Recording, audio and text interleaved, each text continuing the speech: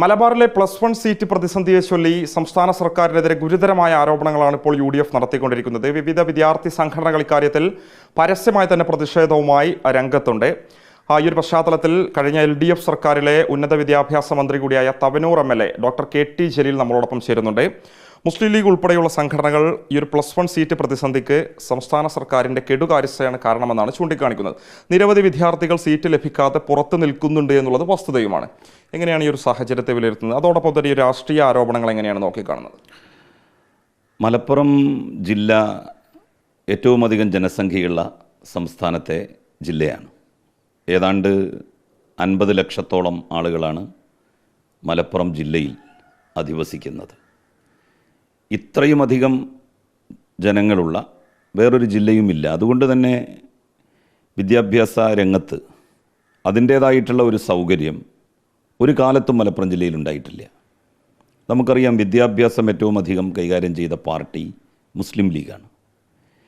എന്തെങ്കിലും തരത്തിലുള്ള ഡിസ്പാരിറ്റി ഇനി അവർ വാദത്തിന് സമ്മതിക്കുകയാണെങ്കിൽ തന്നെ മറ്റേതെങ്കിലും സർക്കാരുകളുടെ കാലത്ത് നടന്നിട്ടുണ്ടെങ്കിൽ അത് തിരുത്താൻ ബാധ്യതപ്പെട്ടവരാണ് ഈ ജില്ലയിലെ ഏറ്റവും പ്രധാനപ്പെട്ട കക്ഷി എന്നുള്ള നിലയിൽ മുസ്ലിം ലീഗ്. മുസ്ലിം ലീഗിൻ്റെ ഏറ്റവും അവസാനത്തെ വിദ്യാഭ്യാസ വകുപ്പ് മന്ത്രിയായിരുന്നത് ശ്രീ അബ്ദുൾ റബ്ബാണ്. അബ്ദുൾ റബ്ബ് വിദ്യാഭ്യാസ മന്ത്രിയായിരുന്ന അവസാന വർഷം എന്ന് വെച്ചാൽ 2015-16 അധ്യയന വർഷം. ആ അധ്യയന വർഷത്തിൽ സ്കോൾ കേരളയിൽ നമ്മളുടെ ജില്ലയിൽ നിന്ന് പ്രൈവറ്റായി SSLCക്ക് രജിസ്റ്റർ ചെയ്തിരുന്ന കുട്ടികളുടെ എണ്ണം 25,000-ലധികമായിരുന്നു. അത് കഴിഞ്ഞ വർഷം 12,000-ആയിട്ട് ചുരുങ്ങി. കാരണം ഒരുപാട് സീറ്റുകൾ ഇവിടെ കൂടുതലായിട്ട് അനുവദിച്ചു. കഴിഞ്ഞ വർഷം മാത്രം ഏതാണ്ട് ഒരു 60ഓളം പുതിയ ബാച്ചുകൾ നമ്മളുടെ ജില്ലയിൽ നൽകി. മറ്റുള്ള ജില്ലകളിലൊക്കെ തന്നെ കൂടുതൽ ബാച്ചും സീറ്റുമുണ്ട് എന്നുള്ളത് ഒരുപാട് വർഷങ്ങളായിട്ട് നിലനിൽക്കുന്നൊരു യാഥാർത്ഥ്യമാണ്. ആ യാഥാർത്ഥ്യം അങ്ങനെ നിലനിൽക്കെ തെക്ക് ഭാഗത്ത് നിന്നുള്ള കുട്ടികളില്ലാത്ത സീറ്റുകൾ, ബാച്ചുകൾ ഇങ്ങോട്ട് മാറ്റുന്നതിന് വേണ്ടിയുള്ള നടപടി വന്നത് ഇടതുപക്ഷ സർക്കാരിൻ്റെ കാലത്ത് മാത്രമാണ്. അബ്ദുൾ റബ്ബ് വിദ്യാഭ്യാസ മന്ത്രിയായിരുന്ന കാലത്ത് തെക്ക് ഭാഗത്തുള്ള ബാച്ചുകളോ സീറ്റുകളോ മലബാറിലേക്ക് മാറ്റിയതായിട്ട് ഒരെണ്ണം പോലും ചൂണ്ടിക്കാണിക്കാൻ കഴിയില്ല.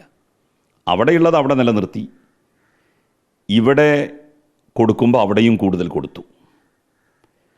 മാനേജ്മെൻറ്റ് സ്കൂളുകൾക്കൊക്കെ +2 അനുവദിക്കുമ്പോൾ അല്ലെങ്കിൽ ബാച്ചുകൾ അനുവദിക്കുമ്പോൾ സാമുദായിക മാനേജ്മെൻറ്റുകൾ അല്ലെങ്കിൽ സാമുദായിക സന്തുലിതത്വം ഇതൊക്കെ പാലിക്കണം എന്ന് കോൺഗ്രസ് ശഠിക്കും. പ്രാദേശിക അസമത്വം ഉണ്ടാകാൻ വേണ്ടി പാടില്ല എന്നും പറഞ്ഞ് അവർ ഇവിടേക്കും വാങ്ങും അവിടേക്കും വാങ്ങും.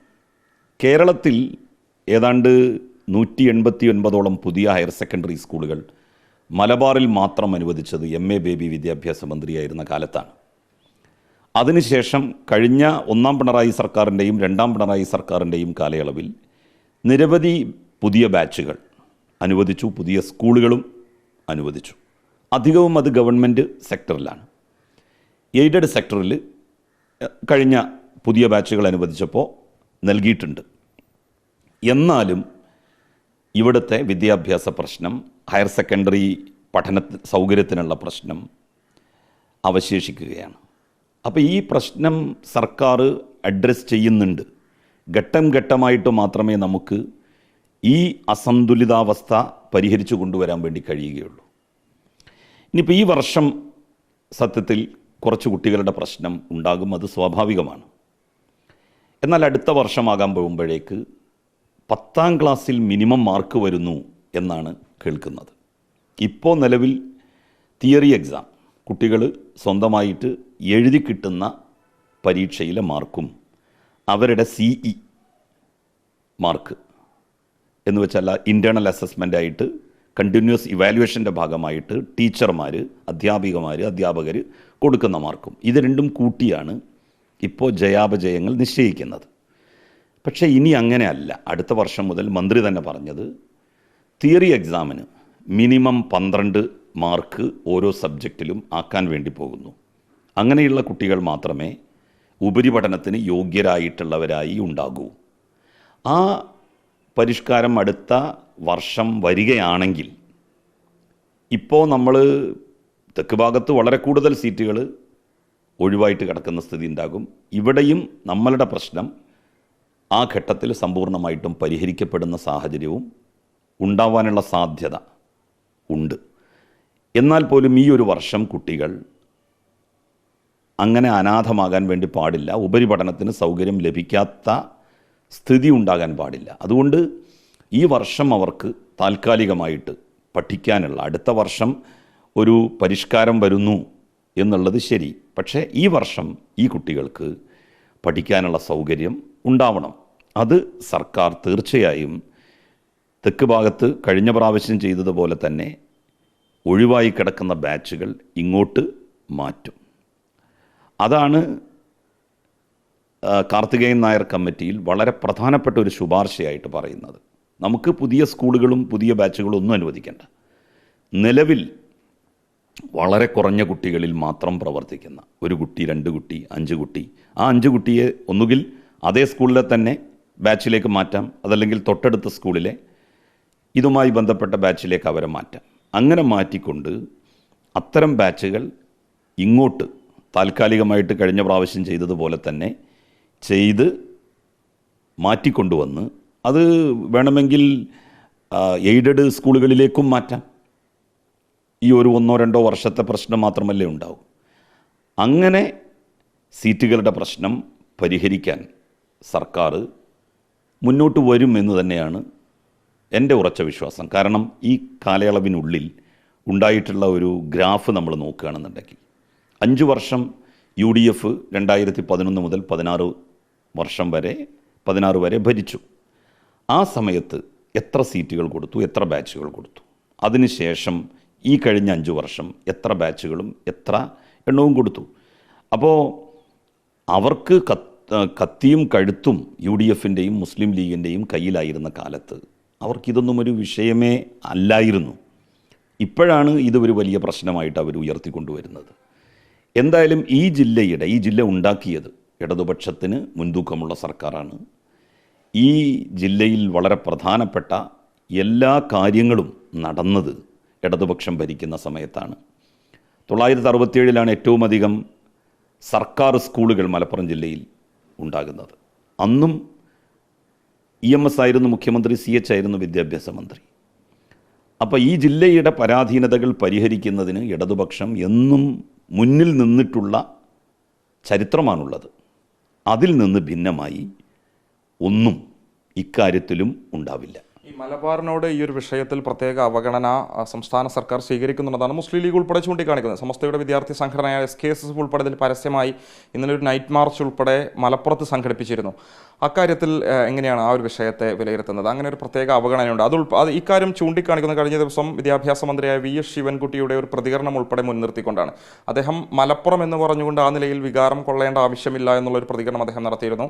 അതുൾപ്പെടെ മലബാറിനോടുള്ള അവഗണനയുടെ തുടർച്ചയാണെന്നാണ് ഇവർ ചൂണ്ടിക്കാണിക്കുന്നത്. ഞാൻ നേരത്തെ സൂചിപ്പിച്ചല്ലോ, മുസ്ലിം ലീഗിൻ്റെ വിദ്യാഭ്യാസ മന്ത്രി ഭരിച്ച അവസാന വർഷത്തിൽ 25,000 കുട്ടികൾ ഈ ജില്ലയിൽ സ്കോൾ കേരളയിൽ രജിസ്റ്റർ ചെയ്തിരുന്നു. അന്ന് എന്തേ ഇവരാരും ഇത്തരത്തിലുള്ള ഒരു പ്രക്ഷോഭവും സംഘടിപ്പിച്ചില്ല? അന്നും ഇവർക്ക് സംഘടിപ്പിക്കാമായിരുന്നല്ലോ. 2011 മുതൽ 16 വരെ മുസ്ലിം ലീഗോ മുസ്ലിം യൂത്ത് ലീഗോ MSF +2 പ്രശ്നം ഇതുപോലെ തന്നെ സജീവമായിട്ടുണ്ടായിരുന്നു. സ്കോൾ കേരളയിൽ രജിസ്റ്റർ ചെയ്ത കുട്ടികളുടെ എണ്ണം നോക്കിയാൽ മതി. ഇപ്പോൾ 12,000 ഉള്ളൂ. അന്ന് 25,000-ലധികമായിരുന്നു. ആ 25,000 ഉണ്ടായിരുന്ന കാലത്ത് ജാഥയും പ്രകടനവും സമ്മേളനവും ഒന്നും നടത്താതിരിക്കുക, 12,000 ഉള്ള സമയത്ത് അത് നടത്തുക എന്ന് പറയുന്നതിലെ രാഷ്ട്രീയവും നമ്മൾ ഈ സമയത്ത് തിരിച്ചറിയേണ്ടതുണ്ട്. അന്ന് സീറ്റില്ലാത്ത സമയത്ത് മലബാറിലേക്ക് അധിക സീറ്റ് അബ്ദുറബ്ബിന്റെ മന്ത്രിയായിരുന്ന സമയത്ത് അനുവദിച്ചപ്പോൾ അത് വർഗീയ പ്രചാരണത്തിനുൾപ്പെടെ ഉപയോഗിച്ചു എന്നാണ് ലീഗ് ഉൾപ്പെടെ പറയുന്നത്. പച്ചക്കള്ളം പറയണത്. കഴിഞ്ഞ 2011 മുതൽ 16 വരെ ആരാണ് അങ്ങനെ ഒരു ആക്ഷേപവും ആരോപണവും പറഞ്ഞത്? പിന്നെ മാത്രമല്ല, +2 സീറ്റുകളും അല്ലെങ്കിൽ ബാച്ചുകളും സ്കൂളുകളും അനുവദിച്ചപ്പോൾ ഏറ്റവും വലിയ അനീതി നടത്തിയ ആൾ എന്ന് UDF തന്നെ പറയുന്നത് PJ ജോസഫാണ്. അന്ന് നായനാർ മന്ത്രിസഭയിലെ വിദ്യാഭ്യാസ മന്ത്രിയായിരുന്നു പി ജെ ജോസഫ്. ഞങ്ങളൊക്കെ മന്ത്രിമാരായിരുന്ന ആളാണ്. ഞങ്ങളുടെ വകുപ്പിൽ ഇപ്പോൾ കോളേജിൽ ഒരു കോഴ്സ് കൊടുക്കുകയാണ്, ഒരു പുതിയ കോളേജ് കൊടുക്കുകയാണ്. അതെൻ്റെ ഡിപ്പാർട്ട്മെൻറ്റാണ് തീരുമാനിക്കേണ്ടത്. ഞാൻ തീരുമാനിച്ച്, എൻ്റെ ഡിപ്പാർട്ട്മെൻറ്റ് തീരുമാനിച്ച് മുഖ്യമന്ത്രിക്ക് പോകുന്നു. മുഖ്യമന്ത്രി അത് ക്യാബിനറ്റിൽ വെക്കാൻ വേണ്ടി തീരുമാനിക്കുന്നു. ഇങ്ങനെയാണ് സാധാരണ സംഭവിക്കുക. അപ്പോൾ ഒരു വിദ്യാഭ്യാസ മന്ത്രിയുടെ പൂർണ്ണമായിട്ടുള്ള ഒരു അധികാരത്തിലാണ് അതെല്ലാം നടക്കുന്നത്. അന്ന് ആ വലിയ അനീതിക്ക് കൂട്ടുനിൽക്കുകയും അതിന് നേതൃത്വം നൽകുകയും ചെയ്യുന്നയാൾ പി ജെ ജോസഫ് ഇന്ന് ഞങ്ങളുടെ പക്ഷത്തല്ല, യു ഡി എഫിൻ്റെ പക്ഷത്താണ്. ഏറ്റവും ചുരുങ്ങിയത് പി ജെ ജോസഫിനെ കൊണ്ട് ഒരു മാപ്പെങ്കിലും എനിക്ക് അന്ന് പറ്റി, എൻ്റെ അടുത്ത് ഒരു തെറ്റ് പറ്റിപ്പോയി എന്നുള്ള ഒരു ക്ഷമാപണമെങ്കിലും നടത്തിക്കാൻ ആ മുന്നണിയിലെ പ്രധാന കക്ഷിയായ മുസ്ലിം ലീഗിന് കഴിയണ്ടേ? അപ്പോൾ ഈ അനീതിയൊക്കെ ചെയ്തിട്ടുള്ളത്, മലബാറിനോട് ഇത്ര വലിയ അവഗണനയ്ക്ക് നേതൃത്വം നൽകിയത് വിദ്യാഭ്യാസ മന്ത്രി എന്നുള്ള നിലയിൽ പി ജെ ജോസഫാണ്. ഇപ്പോൾ നമ്മൾ പറയാറുണ്ടല്ലോ, ഇവിടെ കാലിക്കറ്റ് യൂണിവേഴ്സിറ്റി വന്നു, അപ്പോൾ അവരെന്താ പറയുക, അത് EMS അല്ല, അത് അന്നത്തെ വിദ്യാഭ്യാസ മന്ത്രിയായിരുന്ന CH ആണ് അതിന് നേതൃത്വം നൽകിയത്. ശരി, ഓക്കെ, വാദത്തിന് വേണ്ടി സമ്മതിച്ചു. എന്നാൽ അതേ മാനദണ്ഡം എന്തുകൊണ്ടാണ് ഈ ഹയർ സെക്കൻഡറിയുടെ കാര്യത്തിൽ മലപ്പുറം ജില്ലയും മലബാറും അവഗണിക്കപ്പെട്ടതിൻ്റെ കാരണം അന്നത്തെ വിദ്യാഭ്യാസ മന്ത്രിയായിരുന്ന പി ജെ ജോസഫിൽ ഇവർ ചാർത്തുന്നില്ല? അതിൻ്റെ ഉത്തരവാദി ആരാണ്? ഇടതുപക്ഷ ഗവൺമെൻറ്. ജില്ല ഉണ്ടാക്കിയത് EMSൻ്റെ മന്ത്രിസഭയാണ് എന്ന് പറയുമ്പോൾ അത് അവർ പറയുന്നത് അത് ലീഗ് ഉണ്ടായത് കൊണ്ടാണ്, ലീഗിൻ്റെ ഡിമാൻഡിനുള്ളത് കൊണ്ടാണ് അത് ഉണ്ടാക്കിയത് എന്ന് പറയും. അതിൻ്റെ ഒരു എന്താ പറയുക പങ്കാളിത്തം അന്നത്തെ സർക്കാരിന് വിട്ടുകൊടുക്കാൻ അവർ ബാധ്യസ്ഥരല്ല, അല്ല, അവർ തയ്യാറല്ല. അതേ ആളുകൾ തന്നെയാണ് നായനാർ സർക്കാരിൻ്റെ കാലത്ത് വിദ്യാഭ്യാസ മന്ത്രിയായിരുന്ന പി ജെ ജോസഫാണ് ഇതിന് ഉത്തരവാദി എന്ന് പറയുമ്പോൾ അത് പി ജെ ജോസഫ് അല്ല ഉത്തരവാദി, ഗവൺമെൻറ്റാണ് ഉത്തരവാദി എന്ന് പറഞ്ഞ് കുപ്രചരണങ്ങൾ നടത്തുന്നത്. ഈ നേരത്തെ പറഞ്ഞൊരു പോയിന്റിലേക്ക് വരുമ്പോൾ, നേരത്തെ പറഞ്ഞു മുസ്ലിം ലീഗിൻ്റെ വിദ്യാഭ്യാസ വകുപ്പ് ലീഗ് കൈകാര്യം ചെയ്യുന്ന സമയത്താണ് ഇവിടെ പ്രൈവറ്റ് രജിസ്ട്രേഷൻ ഏറ്റവും അധികം ഉണ്ടായത്. അത് ഈ സീറ്റ് പ്രതിസന്ധിയിൽ പ്രധാനപ്പെട്ട ഒരു കാരണമായി എന്ന് പറയുന്നുണ്ട്. ആ ഒരു വാദം അതെങ്ങനെയാണ് നമുക്ക് ഒരു മറുവാദമായി പറയാൻ കഴിയുന്നത്? സീറ്റ് പ്രതിസന്ധിക്ക് ഒരു കാരണം പ്രൈവറ്റ് രജിസ്ട്രേഷൻ ആയിരുന്നത് LDFൻ്റെ കാലത്തും അതുണ്ടായിട്ടില്ലേ? അല്ല, സ്കൂൾ കേരളയിൽ കുട്ടികൾ രജിസ്റ്റർ ചെയ്യുന്നത് സാധാരണ ഇപ്പോൾ എൻട്രൻസ് കോച്ചിങ് സെൻ്ററുകളുണ്ട്, അന്നൊന്നും ഇത്ര കൂടുതൽ അങ്ങനെ ഇല്ല. അതിനുശേഷമാണ് എനിക്ക് തോന്നുന്നത് പുതിയ ഈ പബ്ലിക് സ്കൂളുകൾ എൻട്രൻസ് കോച്ചിങ് സെൻ്ററുകൾ തുടങ്ങുന്ന സ്ഥിതി ഉണ്ടായത്.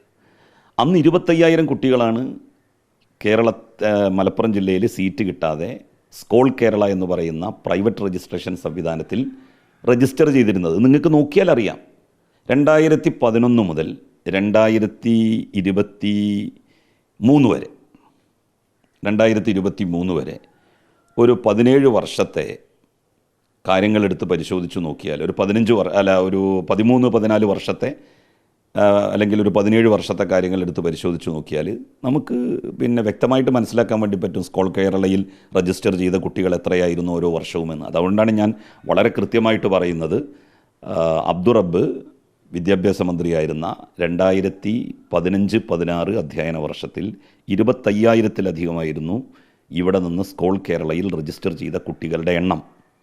അന്ന് ഒരു സമരമോ ഒരു പ്രക്ഷോഭമോ നടത്താൻ എന്തേ ഇവരാരും തയ്യാറാകാതിരുന്നത്? അപ്പോൾ ഇടതുപക്ഷ ഗവൺമെൻറ് വരുമ്പോൾ മാത്രമാണോ +2 സീറ്റില്ല എന്നുള്ളത് ഈ മലപ്പുറത്തൊരു വിഷയമാക്കി കൊണ്ടുവരുന്നത്? അതിലൊരു രാഷ്ട്രീയമുണ്ട് എന്നാണ് ഞാൻ പറയുന്നത്. ഈ ജില്ലയുടെ കാര്യത്തിൽ ഏറ്റവും അധികം താല്പര്യമെടുക്കേണ്ട പാർട്ടി എന്നുള്ള നിലയിൽ മുസ്ലിം ലീഗ് അതിനനുസരിച്ചിട്ടുള്ള താല്പര്യം ഇക്കാര്യത്തിൽ എടുത്തിട്ടില്ല എന്നുള്ളത് ഒരു സത്യമാണ്, ഒരു വസ്തുതയാണ്. അത് നമുക്ക് ആർക്കും നിഷേധിക്കാൻ വേണ്ടി കഴിയില്ല. മറ്റൊരു കാര്യം ചോദിച്ചോട്ടെ, ഇപ്പോഴത്തെ വിദ്യാഭ്യാസ വകുപ്പ് കൈകാര്യം ചെയ്യുന്ന വി ശിവൻകുട്ടി, ആ നിലയിലുള്ള ആ വകുപ്പിൻ്റെ പ്രവർത്തനത്തെക്കുറിച്ച് അങ്ങോട്ട് ഒരു വിലയിരുത്തൽ, വിശേഷിച്ചും അങ്ങൊരു മലപ്പുറം ജില്ലക്കാരനാണ്, കഴിഞ്ഞ സമയത്തുണ്ടായിരുന്ന സമാനമായ സാഹചര്യം ഇപ്പോഴും ഉണ്ട് എന്നുള്ളതാണ് രക്ഷിതാക്കളും പറയുന്നത്. വിദ്യാർത്ഥികളെ സംബന്ധിച്ച് അവർക്ക് സീറ്റില്ല എന്നുള്ളത് വസ്തുതയാണ്. മുൻ ഉന്നത വിദ്യാഭ്യാസ മന്ത്രിയും മലപ്പുറം ജില്ലക്കാരനും എന്ന നിലയിൽ ഇപ്പോഴത്തെ വിദ്യാഭ്യാസ വകുപ്പിൻ്റെ ഒരു നിലവിൽ വിലയിരുത്തൽ എങ്ങനെയാണ്? അത് ഒന്നുകൂടെ സജീവമായി പരിഗണിക്കണമായിരുന്നു മലപ്പുറം ജില്ലയിൽ ഉൾപ്പെടുന്ന മലബാർ മേഖലയെ എന്നുള്ളൊരു അഭിപ്രായമുണ്ടോ? ശിവൻകുട്ടി വളരെ നന്നായിട്ട് മലപ്പുറം ജില്ലയോട് ആ കാര്യത്തിൽ അനുകൂലമായിട്ടുള്ള നിലപാട് സ്വീകരിച്ചിട്ടുണ്ട് എന്നുള്ള അഭിപ്രായക്കാരനാണ് ഞാൻ. കാരണം കഴിഞ്ഞ വർഷം മാത്രം 60 പുതിയ ബാച്ചുകളാണ് നമ്മളുടെ ജില്ലക്ക് മാത്രം കിട്ടിയത്. അതിന് മുൻപത്തെ വർഷവും നമുക്ക് പുതിയ ബാച്ചുകൾ കിട്ടി. സീറ്റുകൾ വർധനവ് എന്ന് പറയുന്നത് 50 സീറ്റ് 60 സീറ്റാക്കുക എന്നുള്ളത് കാലങ്ങളായിട്ട് നിലനിൽക്കുന്നതാണ്. അത് UDF ഭരിച്ചിരുന്ന കാലത്തും ഈ വർധനവ് കൊടുത്തിട്ടുണ്ട്. അപ്പോൾ അന്ന് കുട്ടികൾക്ക് 2011 മുതൽ 16 വരെ കുട്ടികൾക്ക് ഞെരുങ്ങി ഇരുന്ന് പഠിക്കാം, പ്രശ്നമല്ല. കാരണം ലീഗ് ഭരണത്തിലുള്ളത് കൊണ്ട് നമ്മൾ വളരെ ഉത്തരവാദിത്തം ആ കാര്യത്തിൽ കാണിക്കണം. അല്ലെങ്കിൽ UDF ഭരിക്കുന്നത് കൊണ്ട് ആ വലിയ ഉത്തരവാദിത്തം നമ്മൾ കാണിക്കണം. കുറച്ച് ഞെരുങ്ങിയിരുന്നാണെങ്കിലും നമ്മൾ ആൾക്കാരാണ് ഭരിക്കുന്നത്, അതുകൊണ്ട് നമുക്ക് 4 പേർക്ക് ഇരിക്കാവുന്ന ബെഞ്ചിൽ 5 or 6 പേര് ഇരിക്കണം എന്ന് എങ്ങനെയാണ് വരിക? ഇപ്പോൾ മാത്രം അതെങ്ങനെയാണ് വലിയ പ്രശ്നമാകുക? ഇപ്പോൾ ഗവൺമെൻറ് സ്കൂളുകളിലൊക്കെ സൗകര്യങ്ങൾ വർദ്ധിച്ചു. അബ്ദുറബ്ബ് വിദ്യാഭ്യാസ മന്ത്രിയായിരുന്ന കാലത്ത് നമ്മളുടെ സർക്കാർ സ്കൂളുകളുടെ അവസ്ഥ എന്തായിരുന്നു? ഇപ്പോൾ സർക്കാർ സ്കൂളുകളുടെ അവസ്ഥ എത്ര മെച്ചപ്പെട്ടു, എത്ര പുതിയ ക്ലാസ് റൂമുകൾ, പുതിയ ബിൽഡിങ്ങുകൾ എല്ലാം വന്നു. അപ്പോൾ അന്നത്തെ പോലെയാണ് ഇപ്പോഴും എന്ന് ഈ ആളുകൾ ധരിക്കേണ്ട. 60 കുട്ടികൾ എന്ന് പറഞ്ഞാൽ ആ 60 കുട്ടികൾക്ക് പഠിക്കാനുള്ള സൗകര്യം അവിടെ ഉണ്ട്. അല്ലെങ്കിൽ 60-65 കുട്ടികൾക്ക് പഠിക്കാനുള്ള സൗകര്യം ഇപ്പോൾ നമ്മളുടെ എല്ലാ സ്കൂളുകളിലും ഉണ്ട്. അന്ന് അതുപോലും ഉണ്ടായിരുന്നില്ല. എന്നിട്ടും അന്ന് 20% വർധനവ് നൽകിയിരുന്നു. UDF ഭരിക്കുന്ന 2011-16 കാലയളവിൽ ഇങ്ങനെ ഒരു വർധനവ് നൽകിയിട്ടില്ല എങ്കിൽ നമുക്ക് പറയാം.